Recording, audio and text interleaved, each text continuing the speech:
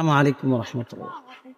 বন্ধুরা, আজকের যে বিষয়টা সেটা হলো, আপনি কি আপনার সন্তান কোনো ভুল করে ফেললে তাকে কি ডিরেক্টলি জিজ্ঞাসা করেন কেন এটা করলেন? রেগে গিয়ে এটা জিজ্ঞাসা করেন? যদি এটা জিজ্ঞাসা করে থাকে তাহলে সাবধান, সামনে থেকে আর করা যাবে না।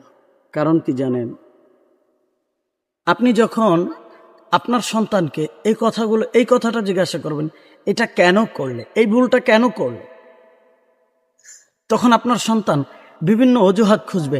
এটা হয়েছে এই জন্য এটা করছি, এটা এটা দেখছে এই জন্য এটা করছি, বিভিন্ন অজুহাত খুঁজবে। আর যদি এটা না করে আপনি যদি আপনার সন্তানকে বলেন, বা ভুল তো হয়ে গেছে, যা হবার হয়েছে, সামনে কি করবা, সামনে কি এটা আবারও করবা, তখন আপনার সন্তান বুঝবে না ভুল হয়েছে, ভুল থেকে শিক্ষা নেওয়া যায়, ভুল থেকে আবার নতুন করে সঠিকভাবে সাজানো যায়।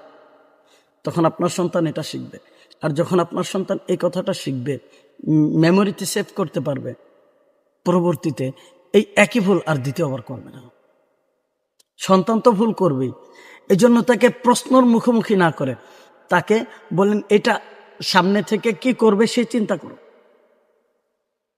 এটা করলে এই সমস্যা হতে পারে।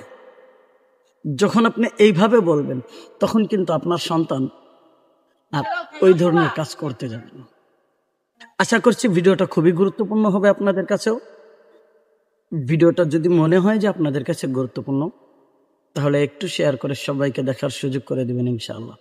ধন্যবাদ সকলকে, ভালো থাকবেন সবাই, আল্লাহ হাফেজ।